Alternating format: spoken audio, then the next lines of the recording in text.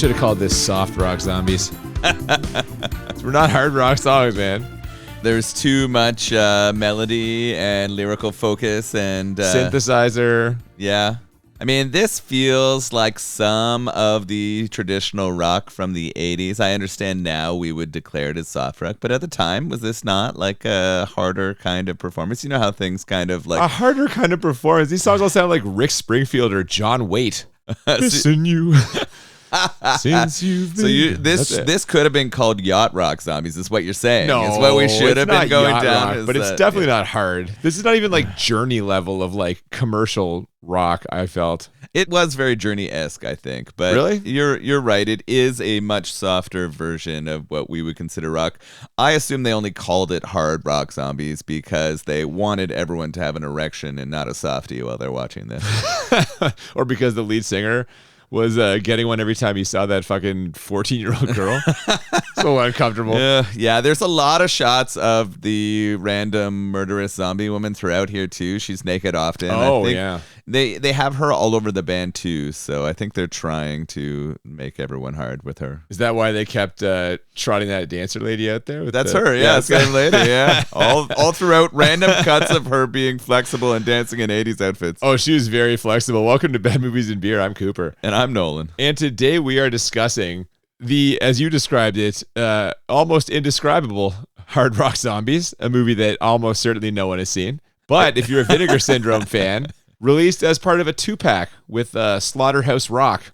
Oh, nice. So this is just a murderous rock, horror, comedy, musical combination here? Yeah, with some history thrown in, the World War II era history. Oh gosh, that's a generous term for history. This is out of 1984. It's a canon film. Canon film release. Yeah, this. I mean, really, if Dino De Laurentiis was somehow involved, this would be our fucking hat trick here. Canon, Vinegar Syndrome. If only. If only Dino was here. Yeah, but no, man, it is something. Not quite a musical. I wouldn't call it a musical, although there are lengthy performances where it's just the band limp syncing and pretending to play along with what is clearly a backing track recorded by real musicians. Did you say limp syncing? That's what it felt like. Yeah. Limp rock zombies. That's kind of what it feels like. I was kind of excited going into this because you did describe it as a musical. I think. I think I said it was like vaguely. You keep bringing that word into descriptions of movies you're sharing with me, and I'm slightly disappointed. There's less music in this than some of the other like kind of fun, funky, musical-esque, right? Like this has less than Streets of Fire. This has less than... Wow. What's the other really cool one that the people of Winnipeg love? The Phantom of the Paradise, yeah. Right? Like less music in this than or that. Voyage of the Rock Aliens. Yeah, less music than that one too. Those are all superior music movies? You can say movies. Yeah, movie. That's the distant fourth behind all of those. Yeah, I think so. But hey, I think we're still going to have a fun time talking about it. Now, what we may not have a fun time doing today is drinking this beer because, man, this is not one that I'm looking forward to. Although I do like this brewery very much. What are we drinking today? This is the challenge with getting beers connected to zombies. They are almost always incredibly high in alcohol. Because they'll kill you and you have to rise from the dead the next morning. Or they're going to like keep your body alive even though it should be dead. The alcohol content is like... It'll kill everything else in your body that's bad. And so it's... Maybe. So for hard rock zombies... We are drinking the barrel-aged zombie apocalypse, and this is from the Indie Ale House out of Toronto. 2024 Outbreak version. They do a version of this every year, and this one, I guess, released December of this past year, I think. Yeah, so, they do make this each year. Different barrel-aged imperial stouts, and this one's in rye barrels. Indie Ale House is in the Junction in Toronto. They've been one of the front runners in the sort of Ontario craft beer scene. They've been around for... as long as I can remember craft beer in Ontario. They have an incredible place with excellent food. We've been together a few times. Good selection of beers, too. A lot of different styles. Yeah, they make just a ton of different stuff. They have a seasonal carrot cake beer that is just I've had that one. Yeah. One of the most interesting beers I have ever had in my life because it literally has a taste and mouthfeel kind of like eating carrot cake, which is kind of really cool. They do awesome stuff out of here. They experiment a lot. A lot of small batch, one-off bottled stuff as well. We had like a mango habanero sour ale. It's fucking dynamite. Yeah, it was really cool. They make a lot of good stuff. So if you have a chance to get any of their beer, definitely check out Indie Ale House. I know that they made a really good beer here. I'm a little scared, right? Just like in a zombie apocalypse, I'd be scared. These 10% stouts right now are something that I struggle to get through. And Not a young man anymore. Yeah, this is definitely a young man's game. I'm feeling my age here. Yeah, much like the zombie invasion, the alcohol, it's coming for you. And it's relentless. It will not stop. It's going to keep coming. So, unless, no, we're not going to spoil it yet. Too early for that. That's true. Also, I don't really want to talk about that yet. I need a little more alcohol in me before we cover that part of the movie. So I'm not ready for that solution either. Oh, why don't we get into it? Yeah, let's crack it open.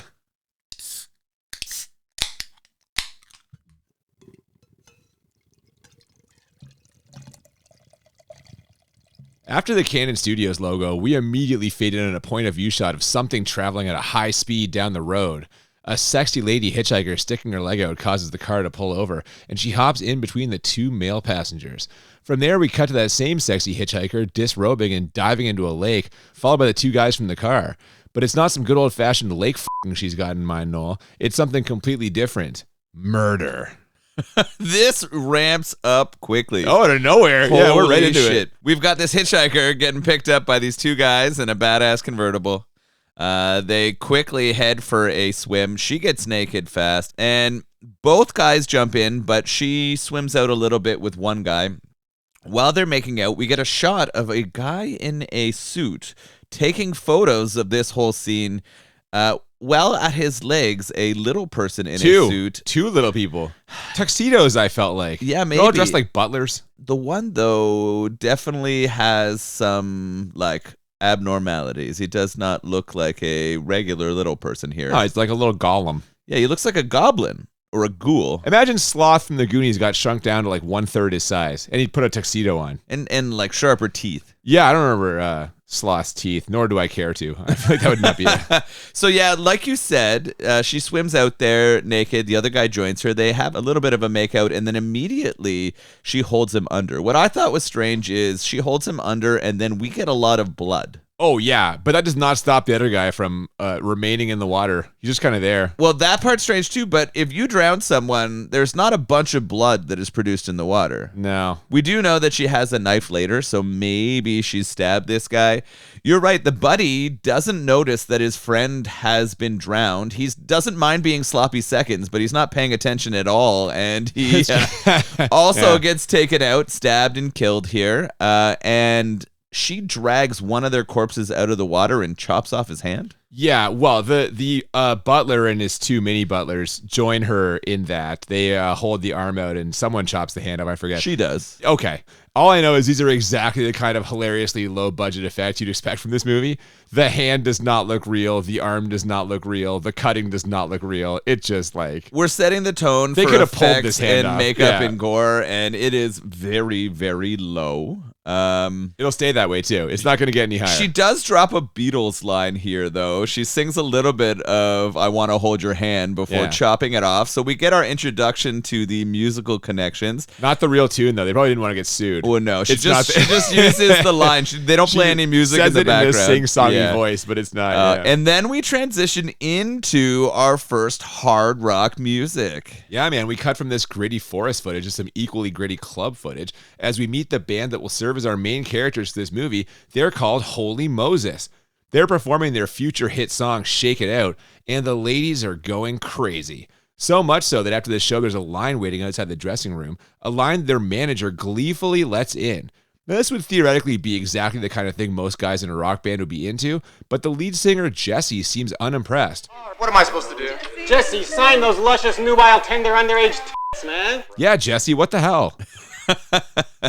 These guys are above the fanfare. They're not ready to sell out. Well, he's above the fanfare. Yeah, that's true. The other members of the band are kind of willing to live that rock star lifestyle. He doesn't want to be a part of that, though, right? He's not into that.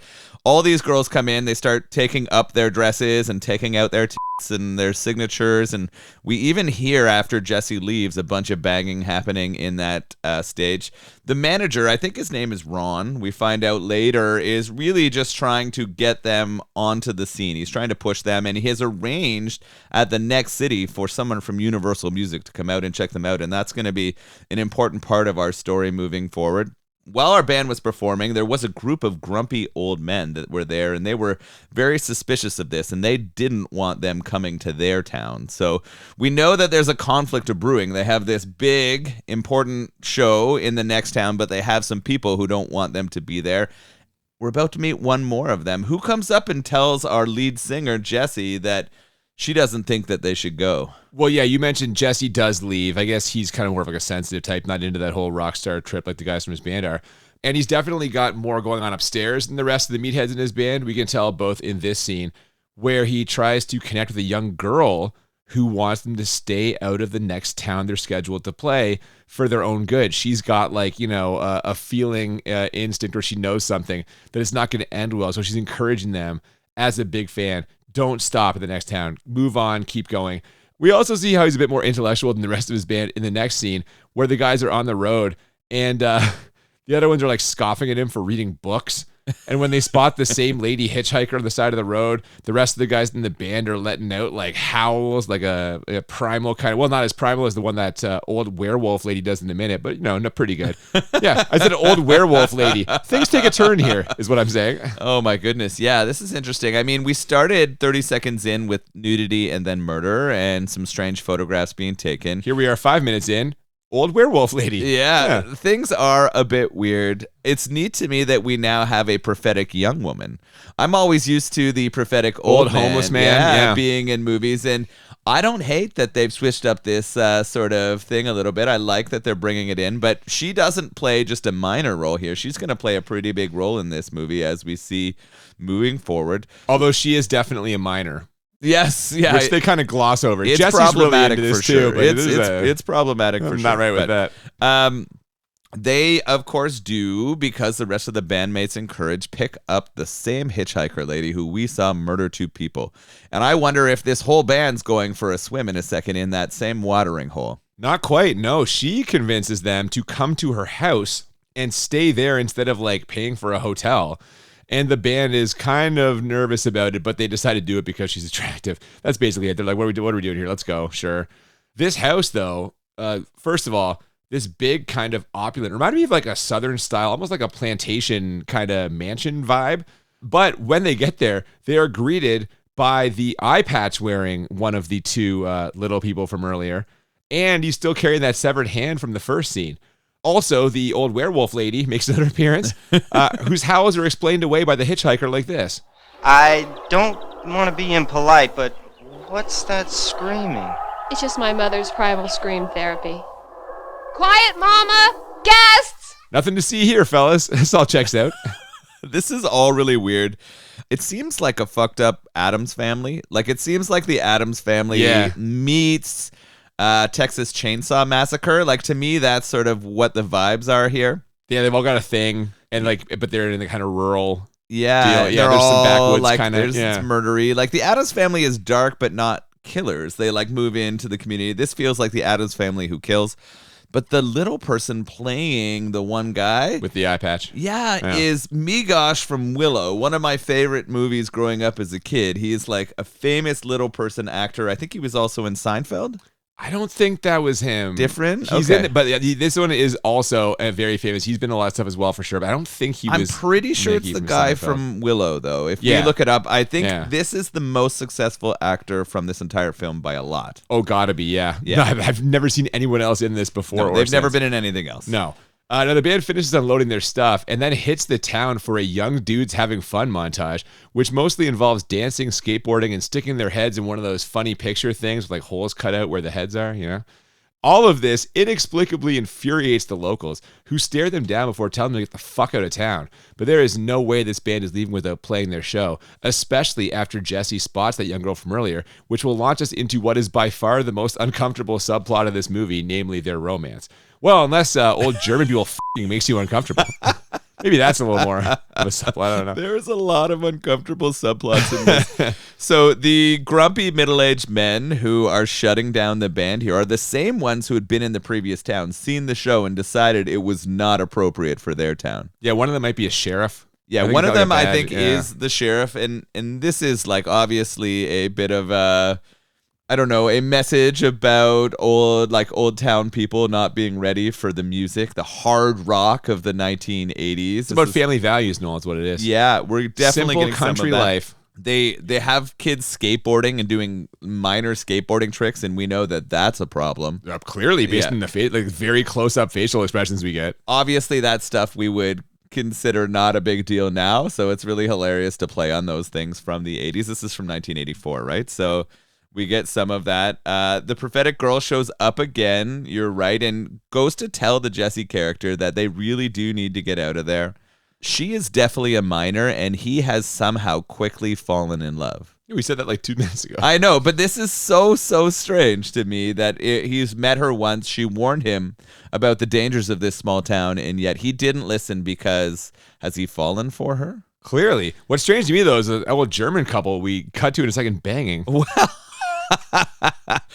That is weird. We've got a grandfather on top of a grandmother, and she's enjoying it. She's praising him on how he's still virile at his fulsome age.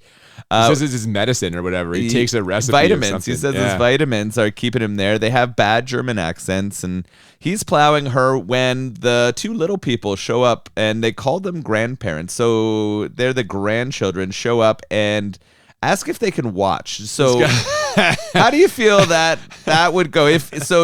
Hypothetically, in some time you and your partner are having sex and your grandchild shows up in bed and asks if they can watch. How are you going to approach that question? First of all, I would love it if I was just still sexually active while having grandchildren. That'd be quite an accomplishment, I feel. So you're saying good for these Germans. Good for the grandparents, bad for the grandchildren. Bad job by them. You didn't answer the question. That was a good. I did. That was a good avoid. I said I would not invite them to watch, obviously. No, this is so fucking weird. It happens after Jesse tests out a few bars of his Ode to Cassie. That's the girl's name, the song that he's going to be writing for. I'm not sure if we ever learned the title, but I'm going to go ahead and suggest Statutory Love. What do you think about that one? Yeah, that's a good title for this. Yeah. No. It's actually kind of a catchy song, too, which is dangerous. They're all kind of catchy, which is like a weird twist of this movie. Now, he's working on these bars you didn't mention while they're in prison because they've been arrested for indecency. All the skateboarding and yeah, that got them dancing on a arrested bridge somehow, got them and arrested. they don't want them to perform this concert the next day, and they haven't passed a law yet to deal with it, but we'll get there. Don't worry. We will. They get out quick, and then we do cut to those Germans who are actually going back for seconds. You didn't mention that part. They'd finished one round. They're going back for more, and that's the one their grandchildren are going to watch. But don't worry. This fucked up family dynamic is at worst the old guy's second most shameful secret. Oh, my God. Don't spoil it yet. I can't. No, I will not. More coming, though. Oh, my gosh. So at this point, I'm kind of upset because the German accents are bad. And, like, he's dropping, like, Fukensteinens and stuff while they're having sex. And, like, you're just like, ooh, this is rough. Clearly not actual German terms. No, they're just sort of throwing shit out here. So we transition from the grandparents having sex to cops telling them that no show is going to happen, right? They're telling them that it's not allowed. The sheriff is putting a canceled sign over that picture where you can stick your heads in of the band. That is them, right? I was going to say. That is them. They are playing themselves and they have their own thing, which is actually a clever band thing to do. I feel like that would be a good marketing tool as you're traveling around. Yeah. So they're saying it's canceled. It's not going to happen. The manager says, we're going to make this happen. We have to. The guy from Universal's on his way. You don't seem to understand. You can't do this to us, you see? Tomorrow, Don Matson is coming here. We've got to do this concert. Good luck. Bye-bye. You son of a bitch! While this is going down, our lead singer, Jesse, sneaks away and sees Cassie sitting in a pickup truck, and he hops in there with her and tells her he's been working on a special song for her, Statutory Love. That's actually called, but he has got a song for her. He's just trying to get to know her here, and clearly, though, smitten, like you said, he gives her a ring and begs her to tell him her name for the song, if nothing else, which she finally does, before we head back to the country mansion where the band is all set to perform this masterpiece. I don't know, make a music video or something. I think they're doing a warm-up concert. They're just doing rehearsal. a little rehearsal here. Outside, though? Yeah, well, the family has set it up. They wanted to watch out there, so they got a little rehearsal. The family has set it up for sure, yeah. They get a few bars into what is definitely not a hard rock song before the little guy with the eye patch sends an electrical current through their instruments and mic stands that nearly kills the band. They had you fooled, huh? I thought they were dead. I thought this was going to be the kill point. The movie is called Hard Rock Zombies. I assume the band at some point is going to die and turn into zombies. They have been teasing us throughout a little bit. There's been some close calls. About things that might happen. And they've also been teasing about a song that he's learned to play that is supposed to, in lore, raise the dead. Yeah, some kind of necronomical chanting deal. Yeah, and so we're getting a bit of how this is supposed to happen or going to happen, right? We now know that something's going to be connected to this music they're playing that will be bringing back the dead. Definitely. Well, the band may not have died in that last scene, but I kept wishing I was dead in our next one, as we spend what felt like an hour listening to the town council have a heated debate about whether or not to allow this concert to take place. This is basically your standard morality play. The locals are concerned about rock music corrupting the community with sex, drugs, and other impure thoughts. Imagine a homeless man's version of Footloose, only nobody can act. Yeah, it's really bad. And they're like trying to make something out of the Robert's Rules of Order. They are literally like going over motions at council. And I'm like, oh my gosh, these guys are putting a lot into this. A guy has a fake stutter that he's trying to roll out to put something into his character. Well, sorry, it's not the character in the movies. He's supposed to have real stutters. The actor has a terrible put on stutter. Yeah. Oh yeah. It's not real. They're doing this as a part of that character. They also, the statute they're trying to edit, the one that is against this rock music and any kind of lewd behavior in the town, is of course statute 6969. I actually missed that. You mentioned that, and that made me laugh quite a bit. I will say there's one part of this. The whole thing is batshit, right? And there's some artsy elements to it, but it's silly and ridiculous. They put some thought into the delivery of some lines, right? There's some timing on some stuff, and some of the choices they made felt very intentional, and this is one of those moments, I guess. Also, some of the camera work. There's some very artistic kind of shots and camera movements that were a surprise. Everything they popped up for me, because they're putting something into this. Back at the mansion, though, Jesse has a close call with the tarantula while practicing some tasty bass licks. This bug cannot be killed, apparently, much like that severed hand that we see moving in a jar, before the howling werewolf woman takes us into a weird montage of dead bodies, blood, and black and white photographs. And I'll be honest, I have no idea what's happening here. Are they going for like an art house thing with this? This whole movie kind of gave me Deathbed vibes. Remember Deathbed? Ooh, I do remember Deathbed. This section especially. The bed that eats. Yeah, it does feel like there are some of those vibes here for sure. This is also where I get some of the frenetic feeling of the Texas Chainsaw films. Okay. Right, I get some of that. The song or the bass licks that he's playing are from that song we talked about earlier. The chanting one? Yeah, he's literally playing the same chanting one that we know is meant to bring things back from the dead. And so this is why he keeps squashing this tarantula and it comes back. Yeah. And this is also where he's actually using a tape deck to record it because he has now figured out this is what's bringing people back to life. And he is so smart. He knows he's going to get killed. Kind of laying it out for us here. But this is where he figures it out. Oh, yeah, he is the one who's putting it together. He knows he's going to be killed, and so he's recording himself a mixtape of this chant that will bring people back from the dead. Okay, so that's what he's doing.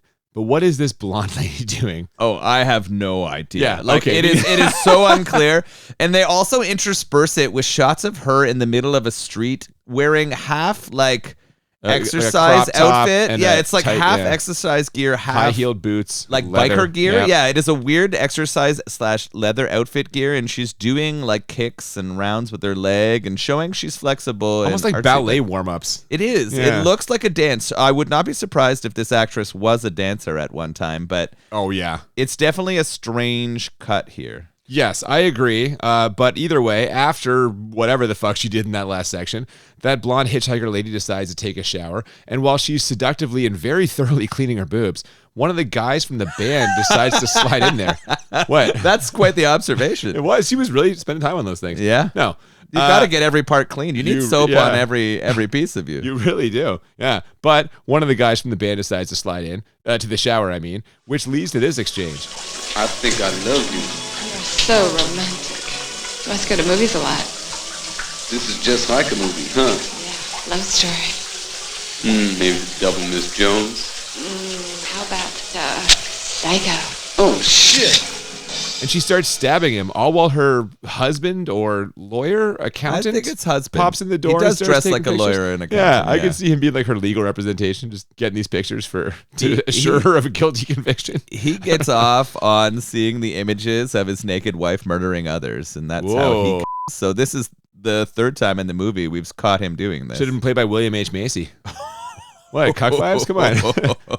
Jurassic Park 3. Definitely, but is he Captain Cuck? Is that what you're saying right That's what I said back in Jurassic Park 3, man. Oh, yeah. Well, the That's carnage true. does not end there, as 2 more band members get killed by the old werewolf lady. She's not a werewolf at first. She is an old lady who drops something and then straight up slaughters 2 of the band guys when they try to help her. This is all intercut with shots of Jesse practicing, and also that blonde lady, who I guess is the hitchhiker, doing those dance moves in front of a sunset. And again, I am just totally lost here. I don't know what's going on. This whole like the band is getting killed section is kind of confusing and all over the place. I do find that because it's not straightforward, it does add a bit to the tension. Right, but it's like there's a little. You literally don't know what's going to happen. You're just like, holy shit, I have no idea. Yeah. Like anything can happen here. It turns out that the werewolf lady is the same lady who was the fucking grandma. Yep. Right, like the grandma getting boned. And it just made me wonder, like, how much maintenance is going on down there? Like, if she is that hairy on her face, what happens on the rest of her? When she's there? We don't find out, sadly. We never find out. We get close, but not close enough. I can't believe I left you there. Yeah. This murderous rural family / cult are dancing around celebrating when some guy who I thought was blind, but maybe isn't, wanders in with like a shotgun telling them they're acting like idiots or something and to get rid of the bodies. But Cassie sees what's going on and runs out to try to warn Jesse.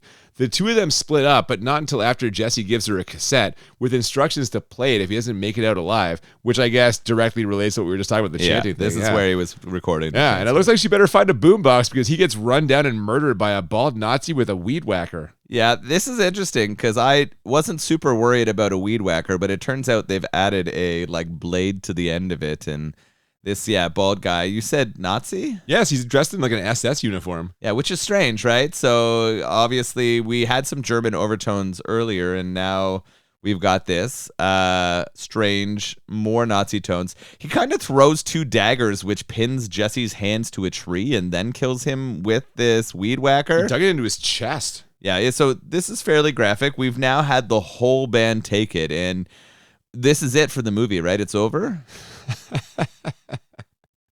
No, there's no zombies yet, man. Everyone in the band is dead, I'll give you that, except their manager. He is sitting down at the crazy family's dinner table trying to figure out his next move.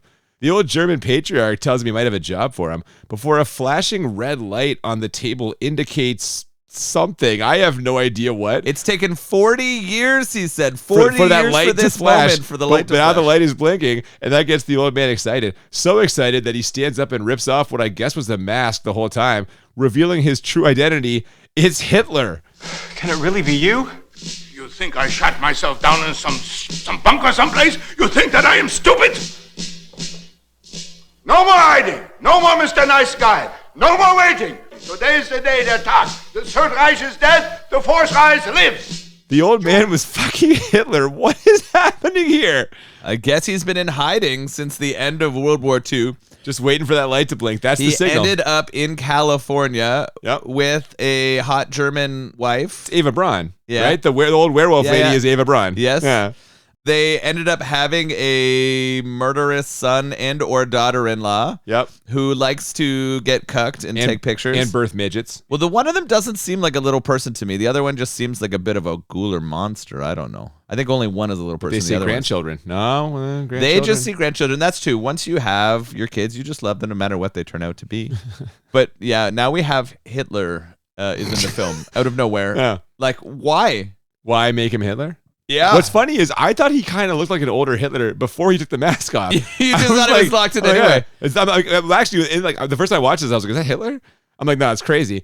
But then he takes the mask off, and he also is like 20 years younger. I don't They understand definitely that part. hinted at it, right? With some of the German that they were speaking. Well, I don't know. But not like, but it did pop out of nowhere. I was not expecting As do that. so many things in this movie. So this is fucked up. We now have the band all killed. Yep. The manager's there, and he's trying to survive with his band murdered to death. And now Hitler is trying to recruit him to work for him. Yeah, that's where we're at. Cassie, understandably, is taking all of this hard. And as she cries over Jesse's gravesite, she remembers to play that tape he gave her, which is basically him doing a bunch of chanting alongside those bass lines. And it's not a great song from a commercial standpoint, but it does cause Jesse and the rest of the band to rise from the grave, now fully zombified. And by that, I mean they look like Kiss. Oh my goodness. They do look like a more emo version of Kiss. Yeah. Right? They are slightly toned down in the amount of white paint on them, but they definitely have the tears and the black over their eyes. Yeah. And they have come back, and they are now hard rock zombies ready to do what? Ready to rock. Ready to rock even harder than before. And in that rock, hopefully stop Hitler from taking over California and the world. Oh, sure, yeah. I don't even know about that yet, but they're going to find out real soon. Hitler, speaking of him, though, he takes the band's manager on a tour of the grounds, which it turns out includes a gas chamber. That's enough to cause the band manager to officially turn down the Fuhrer's job offer, but that's going to get him a one-way ticket to an axe murdering. Or at least it would have, if not for Jesse and the boys showing up to save him in the nick of time. This is like a zombie version of that montage from earlier, only it also involves them getting revenge on the various family members who killed them. Calling these deaths unspectacular is an insult to unspectacular deaths. One guy literally just clacks the two midgets' heads together and then keel over. But don't worry, I'm sure there'll be a much more spectacular death plan for Hitler.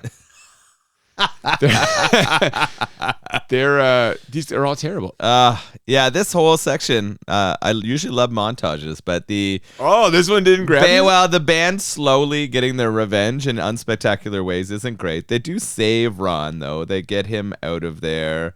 This is another music video, right? Like we have these sort of interspersed between, and it's not terrible, but you're right. There could have been more to these sort of like revenge killings. What we're learning, though, is that when they kill them, they're not gone either. What do they become? Well, eventually they become zombies too. I guess Yeah. that song is still playing. The tape's on a loop. I guess so. I don't know why they're becoming zombies. It seems almost like after they have been raised from the dead, anyone they kill now becomes a zombie too. Oh, did they bite them? If you bite They're someone, they become biting. zombie. Yeah, I don't know. Are Yeah. they biting? I don't know. They don't It, really- it was unclear. There were Well, the some Hitler death continuity especially. issues here in the zombification process, right? The tape and that playing was all laid out really well, but Yeah. unless there's like a town speaker going on that continues to play that and bring them all back from the dead, I'm not sure why everyone became a zombie, but they did. They might have bitten Hitler. It was really kind of hard to tell. I don't even remember how he dies, to be honest. They just sort of dance around him in a circle, and he slowly lowers to the ground. They forced him to not fillet good. them all, and then he went down. Something like that. I don't Yeah. know. This is not, again, these kills are not really. And then what's weird is, I'm like, are we already at the end of the movie? Like, they've gotten revenge on everyone who killed them. But no, we're like halfway through the movie. Yeah, I know. I agree. But they transitioned to the town hall, and they now need to figure out what to do here. Well, yeah, because while this is happening, Ron, the band manager, runs to the town council to try to explain whatever the fuck is happening. And the council is noticeably confused. But then some guy in terrible old man makeup, who we saw earlier, reveals exactly what's going on. Wrath of God dropping boom on their stinking heads, making them ghouls, living ghouls, ghouls begetting ghouls, evil begetting evil, epidemic. Before he eventually keels over dead. And yeah, I'm still very confused. I don't know. This did not really clarify it for me. Yeah, they needed to put a better mic on that old man or to help make him more prophetic, because he was not prophetic. He was pathetic. It was like, it was terrible. Both the makeup and the explanation here. I guess what they're saying is the town is meant to be haunted because they did hide and house the Nazis, right? They're cursed to have This them is their forevermore. curse. This is their curse to turn into ghouls or have to deal with the ghouls that are from that. I don't know. Here's the question. Why not just hire an old man to play the old man? Why go the makeup route? No old man would be willing to be in this film. There's plenty of old men. Oh, wait, are there? I don't know. Well, I mean, no. the guy who played Hitler. They're all fairly aged up, I think. I don't know, man. Even the grandmother is not a grandmother. She's a gilf. I'm just kidding. No, she'd be with an M in front of that. Oh. Well, believe it or not, things will not get more clear in the next scene. Some town folks show up at the house and find the assorted dead family members. One guy in a Canadian tuxedo even gets a groping on the old werewolf lady's corpse. More like a dead fox, am I right? That What? I'm not touching that. We're transitioning to the town folks coming to the house, trying to get rid of the ghoul problem. They do a terrible job. It's the opposite. They ghouls get rid of immediately them. all Yeah. become ghouls, failing horribly. They're all becoming zombified, and this is where it starts having a feeling like Biker Chicks in Zombie Town. Is that what it? Chopper Chicks. Chopper Chicks in Zombie Town. It has Yeah. that weird like open town, everyone's a zombie, sort of like moving through it slowly feeling. We are transitioning to like another inspiration, it almost feels like, although I think that movie came out after this one, but It's close, Yeah. I think. If that's not 84, maybe like 86. I don't know. That's a good callback, though. There were definitely some the individual scenes. Always reminds me exactly of that one that we'll get to at the end, I'm sure. But dead or not, Holy Moses still has a concert to put on, and the zombie band members head there now to start tuning up as we see legendary record producer Don Mattson arrive to scout them. There is no audience because I guess they're all dead, but the band goes ahead anyway, pumping out Jesse's Cassie song as we cut back and forth between a dream sequence of him and her running towards each other in slow motion, spinning around and kissing, which would be a hell of a lot less creepy if she wasn't 14 years old and he wasn't wearing that ascot. It's an odd look that he goes you were with here. very uncomfortable with the white suit jacket and ascot. The white linen, Yeah, like, the white yeah. linen. Yeah. Oh, it almost was like a white leather. I thought it was leather, but we get a close-up shot and it's very clearly like a ribbed cotton. Yeah, it's a lot. I do agree. The linen outfit that the young girl's wearing as they're making out is strange. He also had just a fine head of hair. The two of them together, so much volume. He had Steve Perry's hair from Journey. Yes, Basically, oh, was the yeah. haircut. Yeah. But then like a Freddie Mercury mustache. It was an odd combo. We talked about how like a guy in the 80s could really not have to do a lot to look pretty fantastic. There were a lot of options as long as you had hair. Is that The what it 80s, I was? don't think were a good time for like being bald as a man had not become culturally acceptable. In the 80s. I don't think so. The only template you had to look at was Bull from Night Court. That wasn't really a good. Yeah, no, that was not a great one. For when did Phil Paul Collins? Schaefer? Oh, it's like what? Phil Collins. When did he? Yeah, noted sex symbol Phil Collins. Good call. The panty dropper, Phil. You don't Collins. think Phil slayed? I think Phil slayed. I don't know. I wouldn't respect a lady that slept with Phil Collins. Is all I'm saying. You think that quite a few women felt it coming in the air tonight? They were all holding on. This was happening. It didn't happen. I do not think Phil Collins slayed, but I wasn't there. You never know. Well, as the band winds down, we transition to some middle-aged couple having a sexy picnic in a nearby field, or at least it would be sexy if Arnold, that's the guy, could assure this lady that she's good in bed and that he's definitely not going to cheat on her. Oh, and also if that eyepatch-wearing Nazi dwarf weren't watching them and breathing heavily. Here's a baguette, Arnold. Go get rid of him. The baguette did not work because It did not work. Arnold dies immediately. Within seconds of Arnold going into the trees after the little person, his head comes rolling out.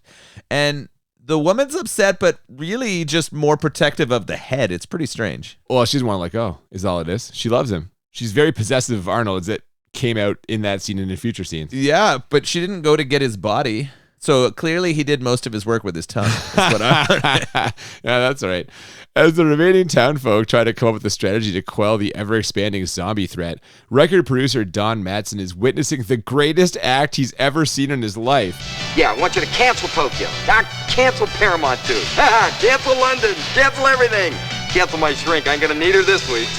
Still, I'm not sure if he'll be able to sign Holy Moses if their manager doesn't find somewhere to hide from all these zombified townfolk. Ron is not looking good right now. Yeah, it looks like he's about to get eaten. He runs to what looks like a bit of a safe house. I don't know if it's a church, possibly, or another town building, and he's banging on the door to get in. Well, hang on. First, he pretends to be one of the zombies, That's true. but he can't keep That's it down. a good strategy. It is until you got to actually eat some Like eat brain. raw And- flesh. Yeah, and, you got to get out of there. Ron But didn't have the stomach for it. He pretends long enough to get to the door of this safe house, and they do let him in at the last second. So hopefully he's going to make it out of here alive and be able to represent the band as they go on their undead tour. Yeah, man. But after a totally unnecessary scene of that lady from the picnic trying to use someone's phone, they don't want to let her in because she's still holding Arnold's severed head and it's dripping. The lady of the house just waxed the floor. See, we get more footage of Don Mattson loving the band, along with some of the remaining townsfolk trying to casually walk through the center of town disguised as big celebrity heads. And that hitchhiking lady dancing on the street again, and eventually ending up on stage with the band where her dance gets even sexier. And if you're wondering at home, I still have no fucking idea what's going on. This is also interspersed with scenes of the one mutant-ish little person eating himself. Yes, he's eating his own flesh. Yeah. Because I guess he's hungry, you know, and he couldn't get anyone else. And what they keep doing to make this seem real is they keep raising the table in which he's on to shrink he's got the body of this person all the way until he's just a head. And we're not quite there yet, but he is consuming himself. This is such a low budget way to do this, and it's so obvious what they're doing. I'm not sure if it makes me like the movie more or less.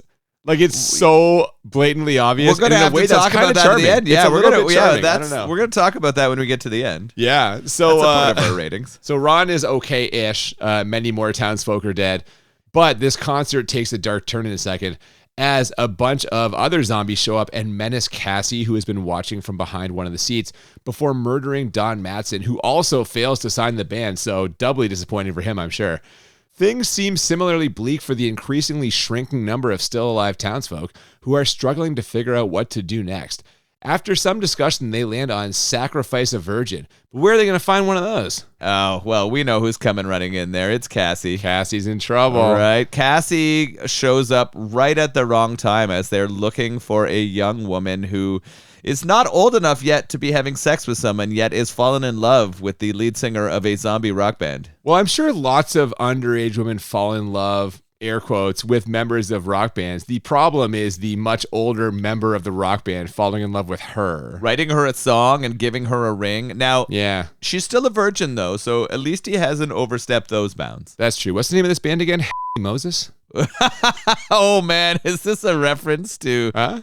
No, Cassie now has been grabbed by this mob and finds herself dragged to the top of a hill and tied to a tree. So now her only hope is the band manager, Ron, who pours his heart out to Don Mattson, only to find, after several hilarious near misses, that Don Mattson is a zombie. And faced with the knowledge that Cassie is a goner if he doesn't get help, Ron heads to his former band's gravesites and begs them to rise one more time to save her. Jesse, I've got the ring you gave to Cassie. They've got her, Jess. They're gonna tie her up and then let all the ghouls screw her to death. Is that what you want? Ghouls you created screwing her to death? He left out that one of them is Hitler, so that would be an especially bad way to go, wouldn't it? Oh, God. Like, just your standard ghoul is bad enough, but yeah. Yeah, this whole... It's moving so fast now, despite the movie feeling like it should have ended 30 minutes ago. They're going to head and do their best to save Cassie before Hitler plants his seed inside of her, and we don't know how the future of the world will sort of end after that. We know it won't be good, that's for sure. Nah, man, but we do know, like you said, this band's got one more show in them. A performance filled with primal screams, shredding guitar solos, and the kind of deep rhythmic chanting that could convince a bunch of zombies to walk themselves right into a gas chamber, which is what they do, goose-stepping and saluting all the while. From there, it's a simple matter of Ron and Cassie turning on the gas, which we know from earlier will melt what little flesh they have off their rotting corpses. And that's what happens with even the band themselves expiring in a triumphant rockin' pose. Or did they? We do very much have a Pied Piper scenario here, right? Yeah. The band plays their music, draws all the zombies into this gas chamber, and we do think it's over until we cut to seeing Cassie over the grave again and thinking that she's just praying to an empty grave. But what happens at the very end there? We get this after the payoff shot of that long-running gag of the one dwarf slowly eating himself. He ends up eating his own face, leaving only a skull. In what was honestly a way better result than what I expected for all of this. The makeup on the skull after he eats the front flesh is actually quite well done. Not terrible, yeah. Yeah, I thought that they did a good job with that because the actual makeup on that character was poor, but the skull finale was quite well done. I thought that was them like high-fiving, and they kind of deserved it at the end there. They worked hard for that payoff shot. Save that till no wonder they included, man. Save it to the end. It was worth it. But no, going back to your original question, we end with Cassie crying over Jesse's grave, telling him that she'll love him forever. And then when all hope seems lost, his hand bursts out of the dirt, presenting her once again with his ring, as we get presented with a freeze frame and hit the credits. God damn, this was 97 minutes of pure nonsense. And I still don't know what was happening for easily 60 to 75% of the movie. Well, and the end credits, as we head into that freeze frame, what do we get once again? That fucking Cassie song. Yes, we do get it. Statutory Love comes up right at the end. Yeah. Fuck, man. This was something. Whew. It really was. It came in quick to tell us sort of what it was, set the tone. It had lots of really strange and unexpected surprises throughout.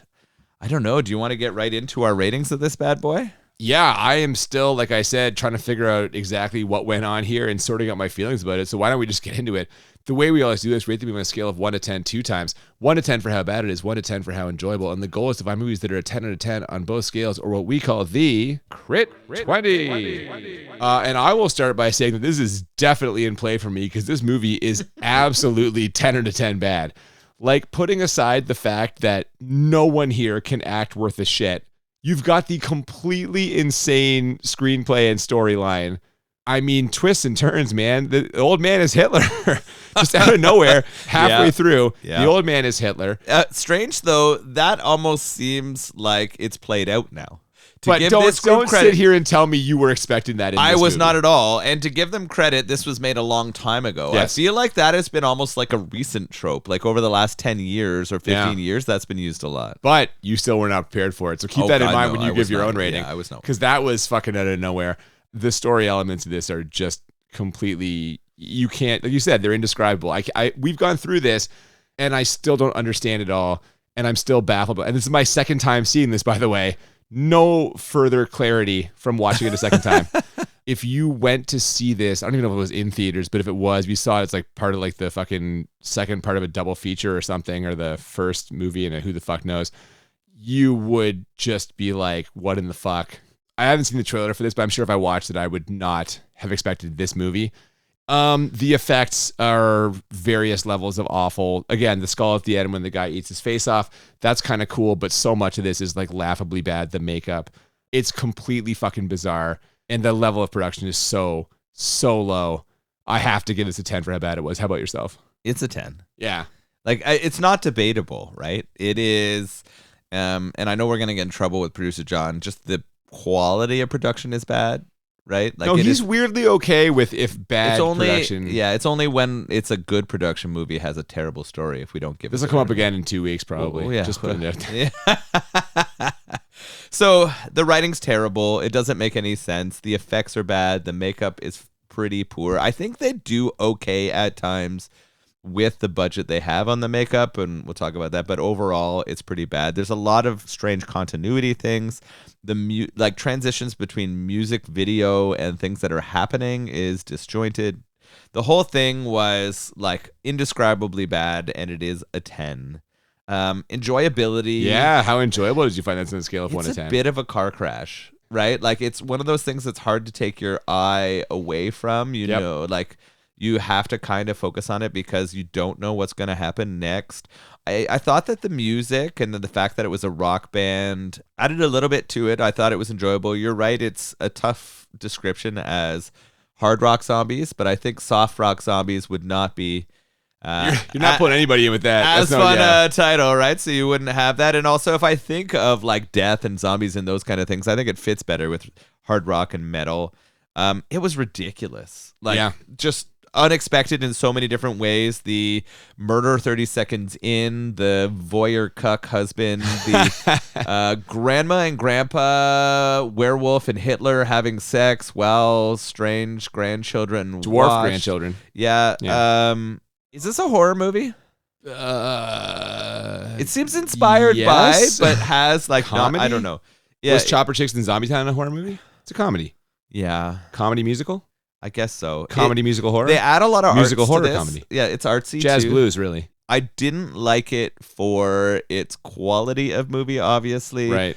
but I liked it because it was a fascination. Yes. Just like that town has a law, statute 6969 that outlaws all titillation. Yeah.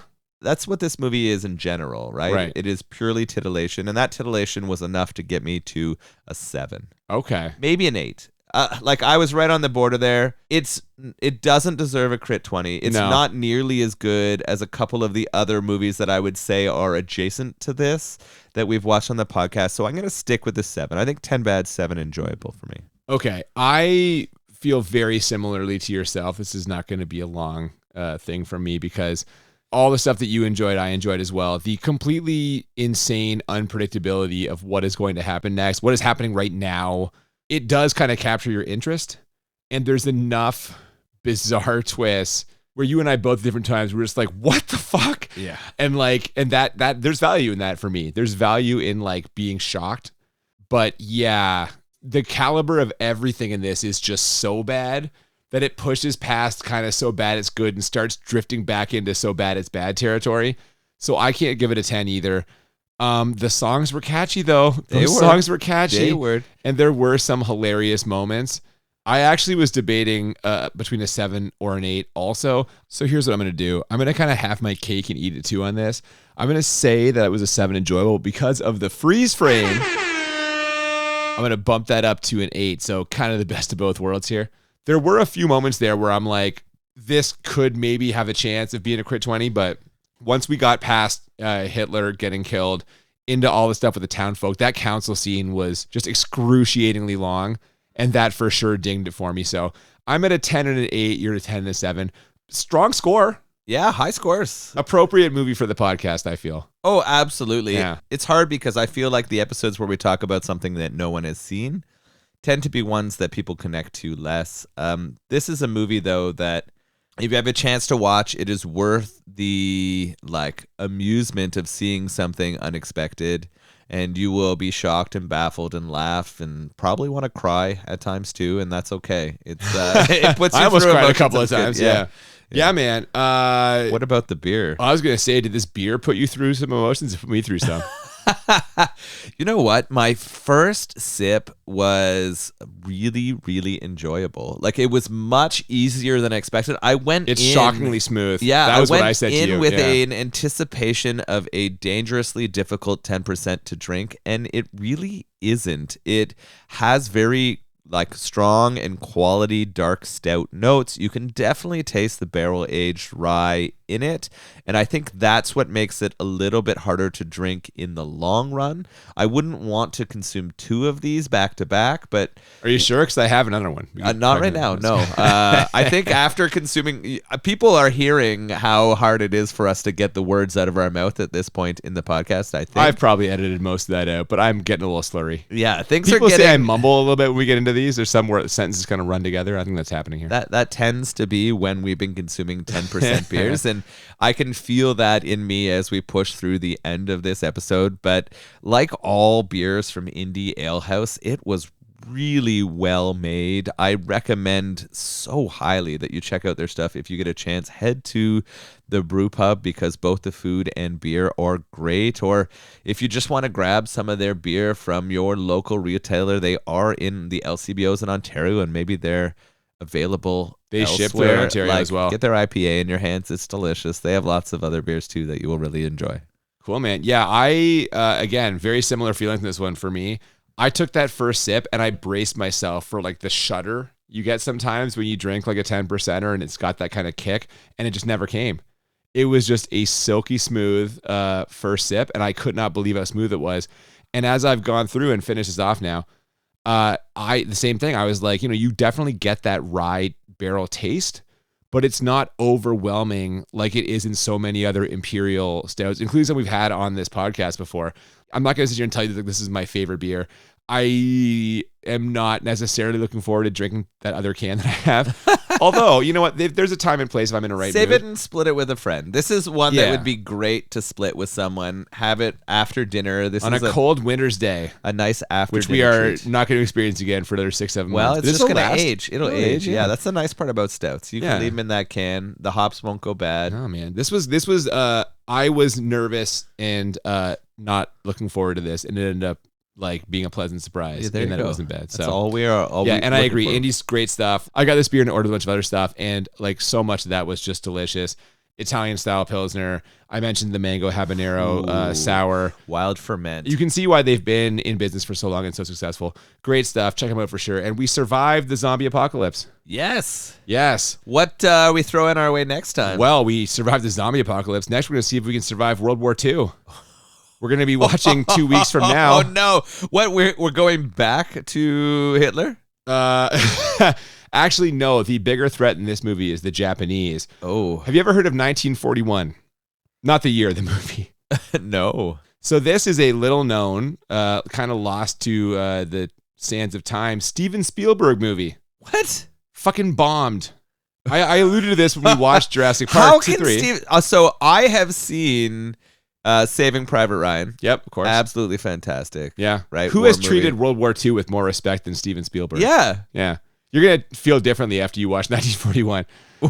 What? It's a comedy. It's like a screwball No. comedy. Yes. Starring John Belushi and Dan Aykroyd. The Blues Brothers Oh no. are in this. Oh, no. Wait a second. You don't like John? What kind of Canadian like does them, not like Dan Aykroyd? I like them both. He says after shitting on Dan Aykroyd and whatever that fucking movie was that we watched. Well, yeah. What was he that sucked one? ass I on- dumped all over it. This sounds interesting. If I haven't heard of it, it's probably not very good, and it probably belongs on our podcast. So I guess I'm intrigued to see. Hopefully it's kind of like this week. It's something that's unexpected and turns out to be pleasant, but I really have no idea what I'm looking forward to here. It's long, it's big, it's loud, and it is the exception that proves the rule when it comes to Steven Spielberg as the good. No, he doesn't know fucking comedy. Spielberg? Get the fuck out of here. I can't think of a Spielberg comedy. But we know comedy, and we're going to be firing some off for you 2 weeks from now. We hope you'll join us for.